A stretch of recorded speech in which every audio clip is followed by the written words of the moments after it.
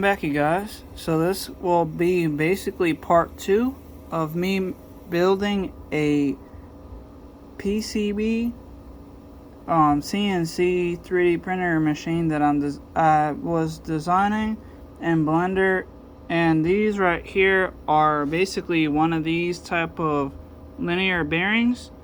And actually, hold on, let me show you. I got a pack of these linear bearings, not the V-wheel, but this right here. I'm just trying to grab it. These right here.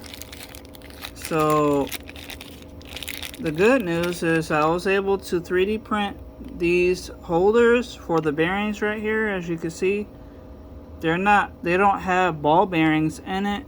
It's just a piece of like plastic that has a 8mm hole, basically. Anyway, inside of these 3D printed bearing holders, basically, there is 4 bearing holders that I had 3D printed. You can already see one of them sticking out on the side here, and these 2 linear rods that I have right here came from my ANET, the ANET A8 3D printer. I had that was my first 3D printer, and it had this Z-axis lead attachment, so you could put the rods inside of these holes right here, and then there's one right down there. So I believe I do have one more of these rods. I need probably, well, I'm pretty sure, yeah, the ANET has 4 of them, because there's 2 for the bed and then 2 for the Z and X axis carriages. So anyway, I just wanted to show you, I had to go through a lot of these screws and washers that I have, because the M4, you can see right here, they're really long.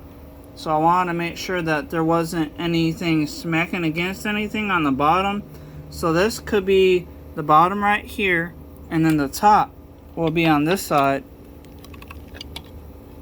And as you can see, I used a bunch of they're kind of like wood screws, like sort of, but the holes for them, like this right here, this is basically a screw for a drywall. This is basically a drywall screw, but it does fit. I was able just to use my drill and my regular Phillips head screwdriver that you can see right here.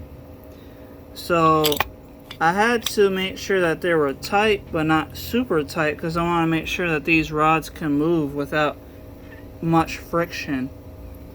So I didn't want them to get stuck.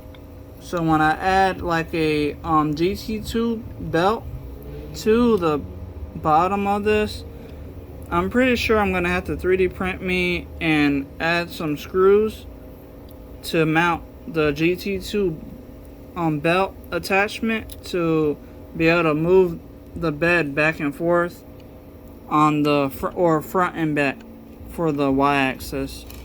But anyway, as you can see, yeah, I'm probably gonna have to install the belt on the bottom, probably like in this center right here, because this is gonna be the bottom of, well, the underside of the plate.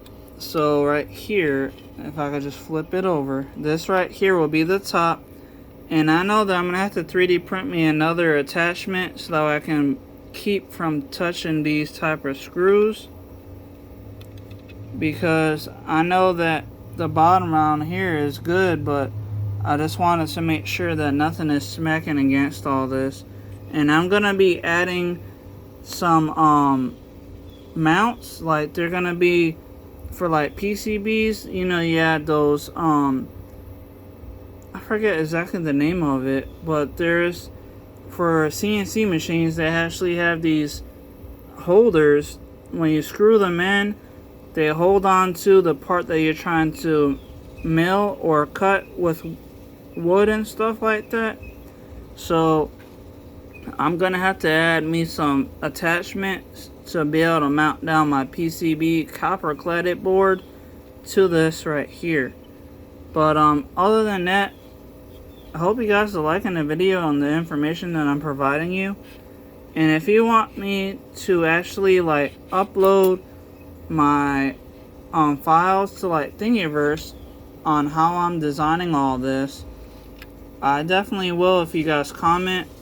I don't see the point of me going to Thingiverse to upload the files about everything that I'm designing here on Blender for you guys if you're not wanting to actually download it or design your own. But yeah, so far it's looking pretty well, and I still haven't fully decided if I'm going to be using these bearing blocks that I have here with the bearings inside, because I do have a lot of aluminum excursion, the 20 by 40 ones, so I can actually make the bed move on one of those 20 by 40 excursions. I will just have to turn them from T-slot to V-slot, which is easy for me to do because I do have an attachment that I designed in Blender many years ago. Still have that, and I still have the router that I can use to make the T-slot to V-slots. And then I will just need to use my V-wheels. But other than that, I hope you guys are liking the information that I'm providing you. And I'm sorry if this dragged out. I hope you guys liked the video. Please like, share, subscribe, let me know what you think in the comments down below. I'll see you guys in the next video. Thanks for watching. Goodbye.